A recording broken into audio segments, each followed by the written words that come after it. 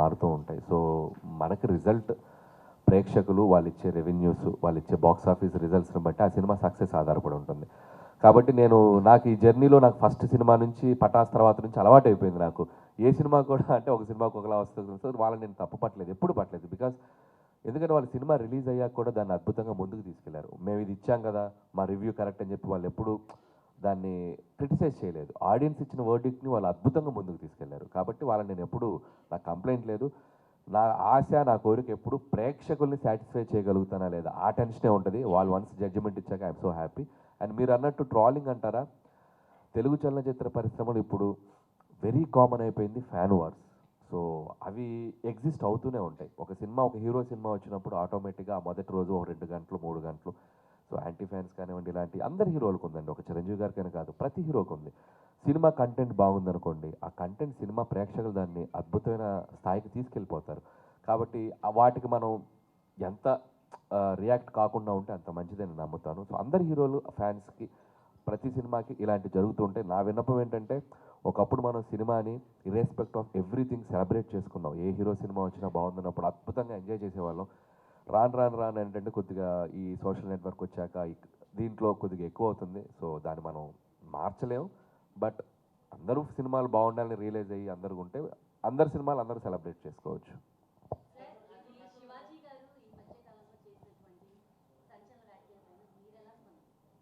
అమ్మ ఇవి చాలా సెన్సిటివ్ టాపిక్స్. నేను వచ్చింది మన శంకర ప్రసాద్ గారి సినిమా గురించి ప్రమోట్ చేయడానికి వచ్చాను.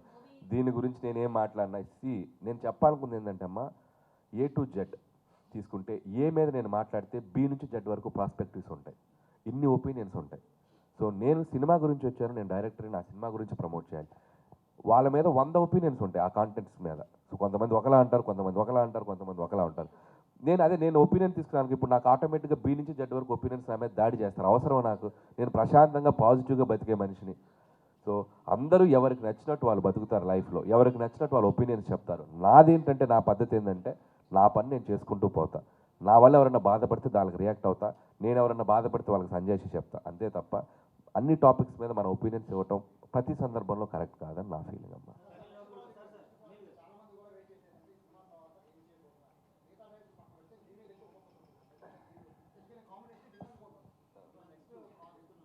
సో నెక్స్ట్ అంటే నేను సినిమా అయ్యే టైంకి కానీ నాకు బల్బు వెలగదు ఏం చేయాలనేది. సో నా తాపత్రం ఏమంటే, సో భగవంత్ కేసరి లాంటి ఒక డిఫరెంట్ జానర్కి వెళ్ళి ఒక అద్భుతమైన డ్రామా ఫిల్మ్ చేసిన ఆ సినిమాకి ఒక నేషనల్ అవార్డు వచ్చింది. సో ఎంటర్టైనర్స్ చేస్తూ మధ్యలో ఏదైనా ఒక ఎక్స్పెరిమెంటల్ ఫిల్మ్, ఒక మంచి డ్రామా ఫిల్మ్ చేయాలని నేను ఎప్పుడు అనుకుంటాను. సో అది ఎప్పుడు చేయాలనేది ఆ వెళ్ళే ప్రాసెస్లోనే తెలుస్తుంది. ఇప్పుడు ఆడియన్స్ సంక్రాంతికి వస్తున్న తర్వాత వాళ్ళు ఇచ్చిన రిజల్ట్కి మళ్ళీ వాళ్ళని ఎంటర్టైన్ చేద్దామని మళ్ళీ ఈ సినిమాతో వచ్చాను. రేపు ఈ సినిమా కూడా అద్భుతమైన హిట్ అయితే సరే ఇంకొకసారి వాళ్ళని మళ్ళీ ఇలా అనిపిస్తుంది బ్రెయిన్కి. సో అది వెళ్ళే ప్రాసెస్లో ఎక్కడ బ్రేక్ ఇవ్వాలి, ఎక్కడ పాజ్ ఇచ్చి ఇంకొక జోనర్ ట్రై చేయాలనేది వెళ్ళే ప్రాసెస్లోగానే అర్థమవుద్ది. సో ఖచ్చితంగా ఈ సినిమా రిలీజ్ అయ్యి మీరు ఇచ్చే వర్డిక్ట్ని బట్టి, మీరు ఇచ్చే రిజల్ట్ని బట్టి మళ్ళీ నా నెక్స్ట్ సినిమా ఏం చేయాలనేది డిసైడ్ అవుతాను.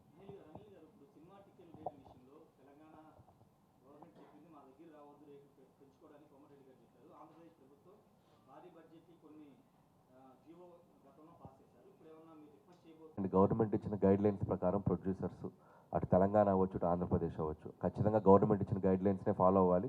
వాళ్ళు ఎలాంటి గైడ్లైన్స్ ఇస్తే ఆ గైడ్లైన్స్ పట్టుకొని ముందుకు వెళ్ళిపోవటం.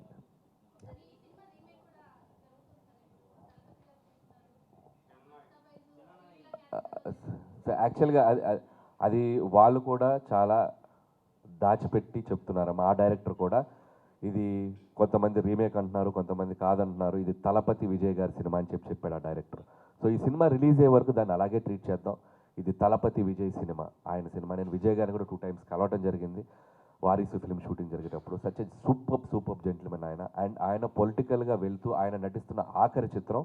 సో దాంట్లో నా పాత్ర ఉందా లేదా అనేది రేపు రిలీజ్ అయ్యాక తెలుస్తుంది. రిలీజ్ అయ్యాక డెఫినెట్గా అదేంటో అందరికీ తెలుస్తుంది. వాళ్ళు దాన్ని ఎలా ట్రీట్ చేశారు, ఎలా చేశారు అనేది అప్పుడు మాట్లాడటం కరెక్ట్ అమ్మా. సో సినిమా ముందు వరకు మాత్రం డోంట్ గివ్ ఇది ఆ రీమేకా ఈ రీమేకా కాకుండా దాంట్లో వాళ్ళు ఏం చేశారు అనేది రిజల్ట్ తర్వాత మీరు చూస్తే అర్థమవుతుంది. సో ఇది అప్పటి వరకు ఇది తలపతి విజయ్ ఫిలిం అంతే.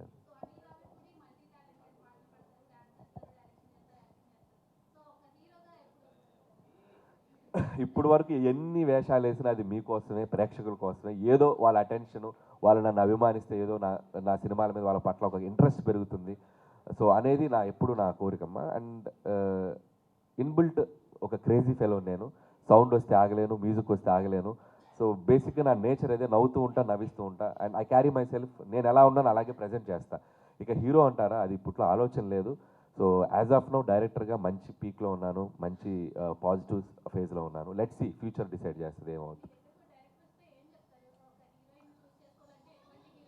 నన్ను ఇలాంటి కాంప్లికేట్ క్వశ్చన్లు అడుగుతున్నాను మీరు ఇప్పుడు? నేను అసలు హీరోగానే ఫిక్స్ అవ్వలేదు, అప్పుడే మీరు హీరోయిన్ డిసైడ్ చేస్తున్నారు.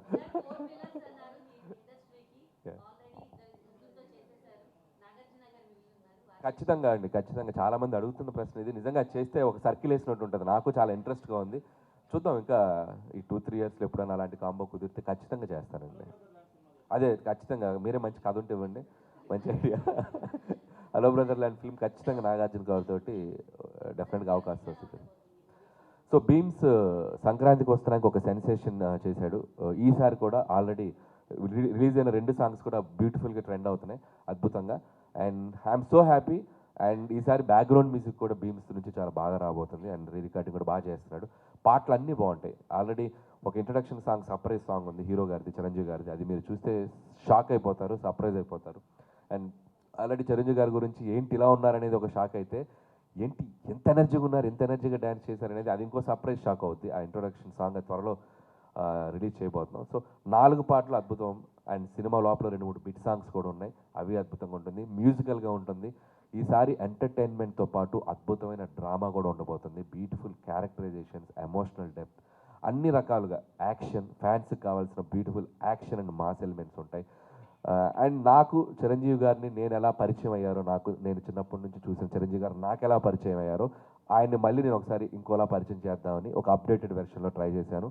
సో డెఫినెట్గా ప్రేక్షకులందరూ దీన్ని ఎంజాయ్ చేస్తారని నమ్ముతున్నాను.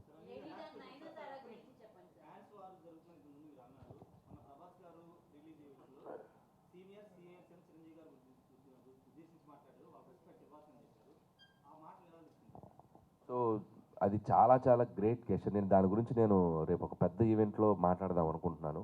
సో మీరు ఇప్పుడు అడిగారు కాబట్టి డెఫినెట్లీ దాని గురించి అక్కడ మాట్లాడతాను. I want to say something. నిజంగా ప్రభాస్ గారి ఒక వ్యక్తిత్వానికి నిదర్శనం ఆ స్టేట్మెంట్ ఇవ్వటం. ఆయన ఉన్న స్థాయికి, ఆయన ఉన్న స్టేటస్కి ఈరోజు ఒక పాన్ ఇండియా స్టార్గా ఉన్న ప్రభాస్ గారు సీనియర్స్ తర్వాతే మేము అని ఒక స్టేట్మెంట్ ఇవ్వటం అనేది నిజంగా ఆయన వ్యక్తిత్వానికి హ్యాట్స్ ఆఫ్. అందుకే ఆయన డార్లింగ్ ప్రభాస్ అంటాం మనం. సో ఆయన నేచర్, ఆయన హ్యుమానిటీ కాబట్టి ఈరోజు ఆయన ఆ స్థాయిలో ఉన్నారు. సో ఆ స్టేట్మెంట్ మాత్రం నిజంగా హ్యాట్స్ ఆఫ్ ప్రభాస్ గారికి. సో ఖచ్చితంగా సో మా తరపున రాజాసాబ్కి 8th ప్రీమియర్స్కి మేమందరం మా టీంతో వెళ్ళి ఆ సినిమాని మేము సెలబ్రేట్ చేసుకుంటాం. అది త్వరలో చెప్తామండి. అంటే అది ఇంకా ప్లానింగ్ జరుగుతుంది, ఎట్లా రిలీజ్ చేయాలి ఏంటనేది. అండ్ ప్రొడ్యూసర్స్ వాళ్ళు చెప్తారు అది ఎట్లా ఏంటని.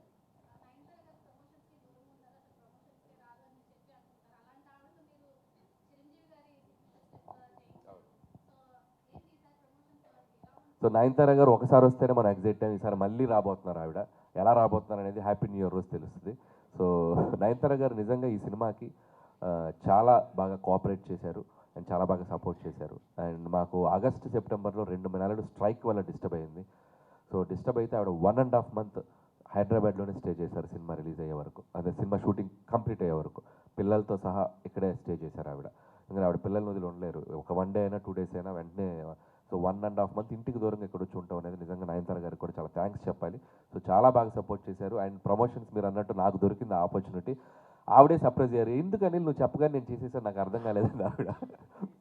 సో నాకు అదొక రకంగా మీ అందరి దగ్గర నుంచి ఆ అప్రిషియేషన్ తీసుకోవడానికి హెల్ప్ అయింది. సో నయనతార గారితో ప్రమోషన్ చేయించారని ఒక అప్రిషియేషన్ రావడానికి హెల్ప్ అయింది. సో మళ్ళీ నయనతార గారితో హ్యాపీ న్యూ ఇయర్ ప్రమోషన్ రాబోతుంది. సో అది కూడా మీరు ఎక్సైట్ అవుతారు, బాగుంటుంది. ఏంటి? యా యా అంతే కదా. థ్యాంక్ యూ అండి, థ్యాంక్ యూ సో మచ్.